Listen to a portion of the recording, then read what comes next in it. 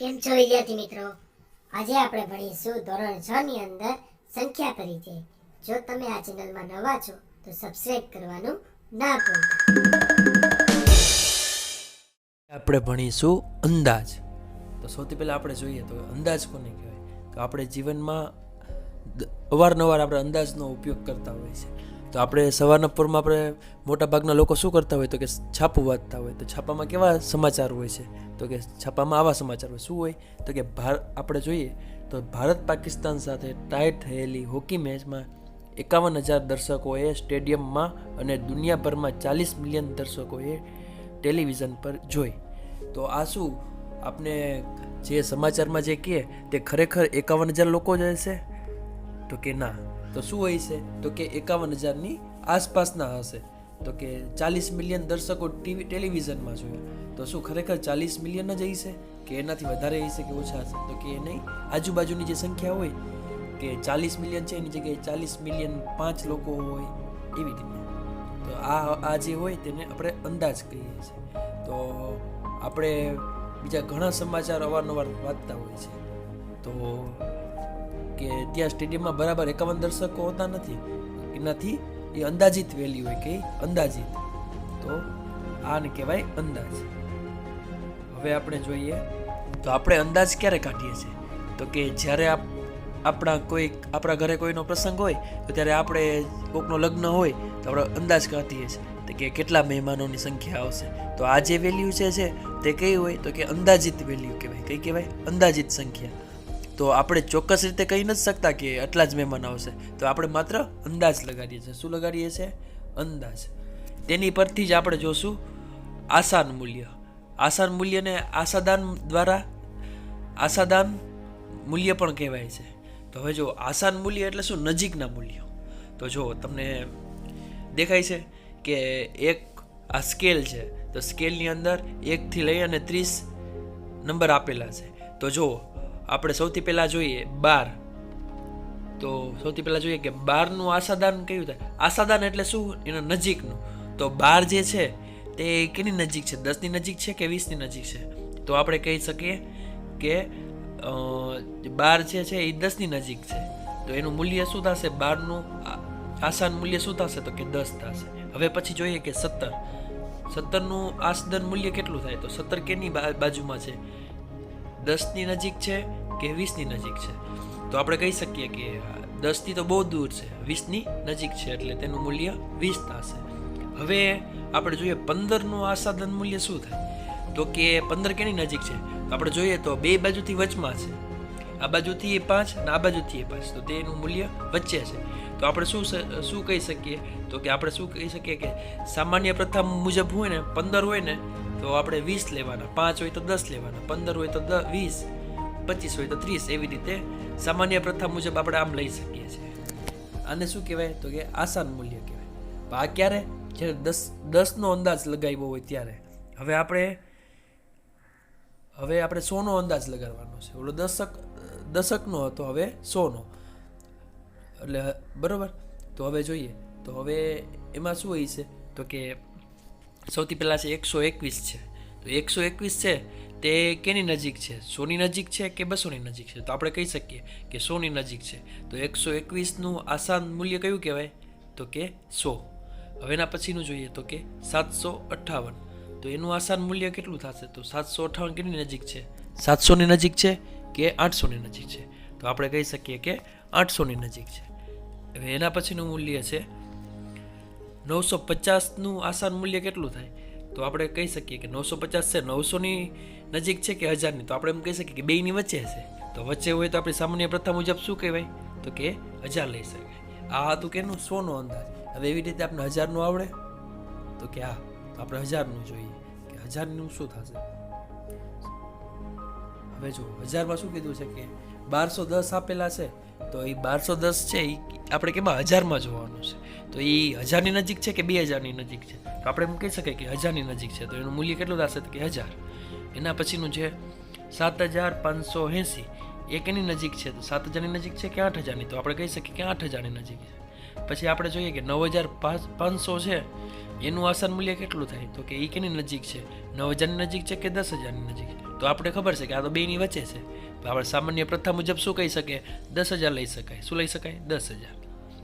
આ હતું હજારના અંદાજે. હવે આપણે પ્રયત્ન કરીએ એક ઉદાહરણ દ્વારા. આપણી પાઠ્યપુસ્તકમાં પેજ નંબર 20 પર એક ઉદાહરણ આપેલું છે, તો તે આપણે તે ગણવાનો પ્રયત્ન કરીએ. શું આપેલું છે? તો કે આપેલ સંખ્યાનો 10, 100, 1000 અને 10,000ના આધારે આસાન મૂલ્ય શોધવાના છે. તો સૌથી પહેલાં જુઓ, 75,847 આપણે 10ના આધારે શોધવાનું છે. તો સૌથી દશકનો અંક કેટલો છે? 7 ને 4 47 છે. તો 47 કેની નજીક થાય? 40ની નજીક થાય કે 50ની નજીક થાય? તો આપણે ખબર પડી જાય કે 50ની નજીક થાય. એટલે આનું શું થશે આસાન મૂલ્ય? તો કે 75,850. હવે જો 100માં જોવું હોય તો 75,847 છે, તો 75,800ની નજીક છે કે 75,900ની નજીક છે? તો આપણે કહી શકીએ કે 75,800ની નજીક છે. તો આનો જવાબ શું આવશે? 75,800. હવે એના પછીનું જોઈએ તો કે 75,847 છે એનું હજારનું. તો 75,847નું હજારમાં કેમ એ 75,000ની નજીક છે કે 76,000ની? તો આપણે કહી શકીએ 76,000ની. હવે આપણે 10,000માં જોઈએ તો 75,847 છે એ 70,000ની નજીક છે કે 80,000ની નજીક છે? તો આપણે એમ કહી શકીએ કે 80,000ની નજીક છે. બરાબર. આ હતું શું? તો કે ઉદાહરણ આપણે કર્યું. હવે આપણે એક દાખલો ગણીએ. તો એમાં શું છે? તો ઉદાહરણ નંબર 5. તો શું કહે છે કે અંદાજ લગાવો કે 5,290 વત્તા 17,968. તો આપણે ખબર છે કે 5,290 અને 17,968 આપણે અંદાજ લગાડવાનો છે.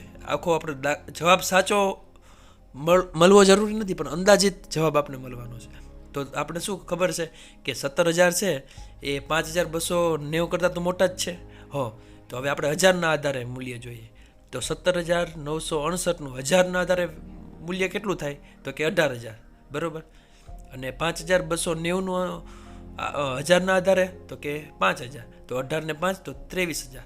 તો આ જે જવાબ છે એ અંદાજિત જવાબ છે, સાચો જવાબ નથી કે આની આજુબાજુમાં જવાબ મળે. એના પછીનું ઉદાહરણ જોઈએ આપણે. તો શું છે? તો કે અંદાજ લગાવો કે 5,673 ઓછા 436. તો હવે જોઈએ તો આપણે 5,673નું આસાન મૂલ્ય કેટલું છે? તો કે 5,700. અને 436નું આસાન મૂલ્ય કેટલું થશે? તો કે 400. શું કામ? તો કે 400ની નજીક છે. તો આપણે અંદાજિત તફાવત કેટલો કહી શકાય? તો 5,300. તો આ જે છે 5,300 તેનો જવાબ છે. આ આપણે શું જોયું? ઉદાહરણ નંબર 6. હવે આપણે ગુણાકારનો અંદાજ કાઢતા શીખશું. શું શીખશું? ગુણાકારનો અંદાજ. તો ગુણાકારના અંદાજમાં શું હોય? તો જો 19 ગુણ્યા 78 કરવા છે, તો આપણે સૌથી પહેલાં શું કરશું કે 19નું આસાન મૂલ્ય પહેલાં શોધવાનું. તો આપણે 19ની નજીક 19 એ 20ની નજીક છે? તો કે હા. તો એનું આસાન મૂલ્ય કેટલું થયું? 20. હવે 78 છે તો એની નજીક કોણ છે? તો કે 80. તો એનું મૂલ્ય કેટલું થયું? તો કે 80. હવે શું કરવાનું? તો હવે આપણે આ બે જે છે સંખ્યા આપેલી છે 20 અને 80, એનું આપણે ગુણાકાર કરવાનો, એટલે આપણે તેનો ગુણાકારનો અંદાજ મળી જાય. તો શું છે? 20 ગુણ્યા 80. તો કેટલો જવાબ આવે? તો કે 8 દુને 16 અને 2 મીંડા એટલે 1600. તો શું કહેવાય કે 19 ગુણ્યા 78નું અંદાજિત મૂલ્ય શું કેટલું છે? તો કે 1600. સમજાણું? હવે આપણે જોશું સ્વાધ્યાય 1.3. આપણી પાઠ્યપુસ્તકમાં પેજ નંબર 23 ઉપર આપેલા છે. હવે શું કહે છે? તો પેલી રકમ છે કે સામાન્ય નિયમ વાપરી નીચેનો અંદાજ મેળવો. તો શું કહે છે? સૌથી પહેલાં તો એ કે 730 વત્તા 998. તો આપણે સૌથી પહેલાં 730 છે અને 998 છે, તો 730નો આપણે અંદાજ લેશું. બરાબર. તો કે 730નો અંદાજ લઈએ તો 730 છે એનો અંદાજ લઈએ તો આપણે કેટલું આવે? તો કે 700. બરાબર. હવે 998નો અંદાજ લેવો હોય તો કેટલું આવશે? તો કે 1000 આવે. બરાબર. તો હવે આ બેનો શું કરવાનો? તો સરવાળો. તો આ બેનો સરવાળો કરશું 1000 વત્તા 700 એટલે 1700. આ શું આવ્યું? અંદાજિત મૂલ્ય આવ્યું. બરાબર. હવે આપણે બી જોઈએ. બીની રકમ શું છે? તો કે 796 ઓછા 314. તો 796નો અંદાજ કેટલો થાય? તો કે 800 થાય. બરાબર. અને પછી 314નો અંદાજ તો કે 300. તો 800 ને 800માંથી 300 જાય તો કે 500. તો આ જે જવાબ આવ્યો એ અંદાજિત જવાબ આવ્યો. હવે આપણે એના પછીનું જોઈએ તો શું કે 12,904 વત્તા 2888. તો સૌથી પહેલાં આપણે 12904નો અંદાજ મેળવશું, બરાબર. તો કે 12904 એનો અંદાજ કેટલો થાય? તો કે 13000. કેટલો થાય? 13000. હવે પછી જોઈએ તો 2888નો અંદાજ તો કેટલો થશે? તો કે એ કેની નજીક છે? તો કે 13000ની નજીક, 3000ની નજીક છે, એટલે 3000. હવે આ બેનો શું કરવાનો? સરવાળો, એટલે કે 13 ને 3 16000. તો આ જવાબ આવ્યો. હવે ડી જોઈએ. ડી શું છે? 28292 ઓછા 21496. તો સૌથી પહેલાં 28292નો અંદાજ કાઢીએ એટલે કેટલો આવશે? તો કે 28000. અને પછી 21496નો અંદાજ કાઢીએ એટલે કેટલો આવશે? તો કે 21000. તો હવે આ બેનું શું કરવાનું? તો કે બાદબાકી કરવાનું. તો 28માંથી 1 જાય તો આપણે ખબર છે કે 7. તો કેટલો જવાબ આવશે? 7000. આ શું આવ્યું? આનું અંદાજિત મૂલ્ય આવ્યું. આ હતો પ્રશ્ન નંબર 1. હવે આપણે દાખલા નંબર 2 જોઈએ તો શું કહે છે? એમ કહે છે કે નજીકના 100ના સ્થાન પ્રમાણે તથા દશકના સ્થાન પ્રમાણે અંદાજ આપો. આપણે 100ના સ્થાન પ્રમાણે આપવાનું છે ને દશકના સ્થાન પ્રમાણે આપવાનું. તો સૌથી પહેલાં રકમમાં શું છે? એ શું છે? 439 વત્તા 334 વત્તા 4317. તો સૌથી પહેલાં આપણે શું કરશું? 100ના સ્થાન પ્રમાણે. તો 100ના સ્થાન પ્રમાણે 439 છે એનો અંદાજ મેળવવો હોય તો કેટલો થશે? તો 439 100ના સ્થાને કીધું છે એટલે 400ની નજીક છે કે 500ની નજીક છે? તો કે 400ની નજીક. તો જવાબ કેટલો આવશે? 400. હવે પછી બીજું શું છે? 334 છે તો એનો અંદાજ મેળવવો છે. તો 334 છે એ 300ની નજીક છે કે 400ની છે? તો કે 300ની. પછી છે 4317. તો 4317 છે એ કેની નજીક છે? 4300ની નજીક છે કે 4400ની? તો કે 4300. હવે શું કરવાનું? આ બધાનો સરવાળો. તો આ બધાનો સરવાળો કરશું એટલે જવાબ આવશે 5000. તો આ જે આવ્યું મૂલ્ય તે અંદાજિત મૂલ્ય હતું. કેના પ્રમાણે? તો કે 100ના સ્થાન પ્રમાણે. હવે આપણે શું શોધશું? દશકના સ્થાન પ્રમાણે. તો દશકના સ્થાન પ્રમાણે સૌથી પહેલાં શું? 439 છે તો એનું અંદાજિત મૂલ્ય કેટલું થશે? તો કે 440. પછી 334નું મૂલ્ય કેટલું થશે? તો કે 330. પછી 4317નું મૂલ્ય કેટલું થશે? તો કે 4320. આ ત્રણેયનો સરવાળો એટલે શું જવાબ આવશે? 5090. આ શું આવ્યું? તો કે દશકના સ્થાન પ્રમાણે અંદાજિત મૂલ્ય. હવે આપણે જોશું બીજું ઉદાહરણ. તો શું છે કે 1,08,734 ઓછા 47,599. તો સૌથી પહેલાં આપણે કેના સ્થાને શોધવાનું છે? તો કે 100ના સ્થાન પ્રમાણે શોધીએ. તો 100ના સ્થાન પ્રમાણે 1,08,734નું અંદાજિત મૂલ્ય કેટલું થાય? તો કે 1,08,700. બરાબર. પછી શું છે? તો કે 47,599. તો એનું મૂલ્ય કેટલું થશે અંદાજે? તો કે 47,600. આ કેના આધારે કાઢીએ છીએ? તો કે 100ના આધારે. હવે આ બેની શું કરવાની? બાદબાકી. તો બાદબાકી કરશું એટલે 61,100 જવાબ આવશે. હવે એના પછી આપણે શું જોશું? દશકના સ્થાન પ્રમાણે. તો દશકના સ્થાન પ્રમાણે જોઈએ તો 1,08,734નું અંદાજિત મૂલ્ય કરવું હોય તો શું આવશે? 1,08,730. પછી 47,599નું અંદાજ મૂલ્ય કાઢવું હોય તો શું આવશે? 47,600. હવે આ બેની શું કરવાની? બાદબાકી. તો કેટલો આવશે જવાબ? 61,130.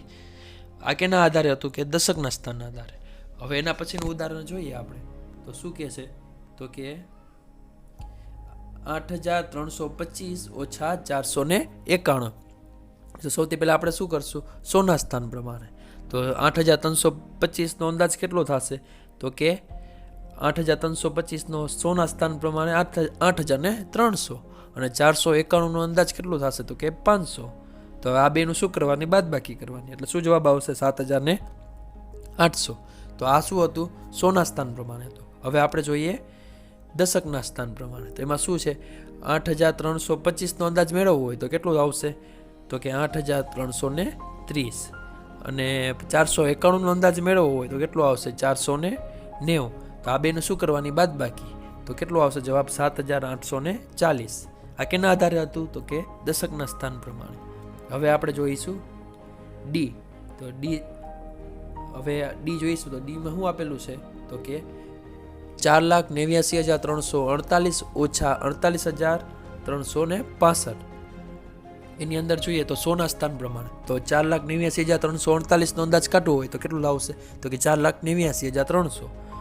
પછી આપણે જોઈએ તો કે 48,356નો અંદાજ કાઢવો હોય તો કેટલો આવશે? તો કે 48,400. અને આ બેનું શું કરવાની, બાદબાકી કરવાની. એટલે આપણે જવાબ આવશે 4,40,900. આ કેના આધારે હતો તો કે 100ના સ્થાનના પ્રમાણે. હવે આપણે શોધીશું દશકના સ્થાન પ્રમાણે. તેમાં શું આવશે તો કે 4,89,348 નો અંદાજ કાઢીએ એટલે કેટલો આવશે 4,89,350. શું કામ તો કે એ 50ની નજીક છે. અને પછી 48,365 નો અંદાજ કાઢવો હોય તો કેટલો આવશે તો આપણે સામાન્ય નિયમ પ્રમાણે શું કરીએ 370 આવશે. કેટલો આવશે 48,370. આ બેની બાદબાકી કરશો એટલે જવાબ આવશે 4,40,980. આ શું આવ્યું દશકના સ્થાન પ્રમાણે. હવે એના પછીનો દાખલા નંબર 3 જોઈએ તો શું કહે છે કે સામાન્ય નિયમ વાપરી નીચેનો ગુણાકારનો અંદાજ મેળવવાનો છે. તો સૌથી પહેલા આપણે ગુણાકાર એ શું છે 578 ગુણ્યા 161.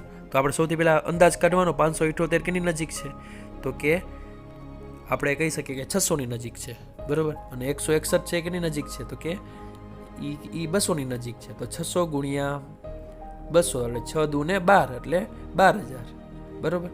પછી જોઈએ તો અહીંયા 12,000 આવશે. પછી એના પછી કે 5,281 ગુણ્યા 3,491. તો 5,291 નો અંદાજ કાઢવો હોય તો કેટલો આવશે તો કે 5,000. અને 3,491 નો અંદાજ કાઢવો હોય તો કેટલો આવશે તો કે 3,500. તો હવે 35 ગુણ્યા 5 કરવાના એટલે 35 પંચા તો કે 175 અને પાછા બાકીના મીંડા લગાડી દેવાના. આ શું જવાબ આવ્યો ગુણાકારનો અંદાજિત મૂલ્ય આવ્યો, બરોબર. હવે એના પછીનું જોઈએ સી. શું કહે છે કે 1291 ગુણ્યા 592. તો સૌથી પહેલા 1291 નું અંદાજિત મૂલ્ય કેટલું થશે તો કે આપણે ખબર છે કે 1300. કેટલું થશે 1300. અને પછી 592 નું મૂલ્ય કેટલું થશે તો કે 600. સમજાણું. હવે આ બેનો ગુણાકાર 13,6,78 તો 7,80,000. આ શું આવ્યું 1291 ગુણ્યા 592 નું અંદાજિત મૂલ્ય. હવે જોશું 9,250 ગુણ્યા 29. હવે આનું અંદાજિત મૂલ્ય કાઢવું હોય તો 9,250 એનું સૌથી પહેલા અંદાજ કાઢીએ તો કેટલું આવશે તો કે 10,000 આવે. શું કામ કે એની નજીક છે, બરોબર. અને 29 નો અંદાજ કાઢવો હોય તો કેટલો આવશે તો કે 30, બરોબર. તો 30 ગુણ્યા 10 કરીએ આપણે ખબર જ છે કે કેટલો આવશે તો કે 3 લાખ. કેટલો 3 લાખ.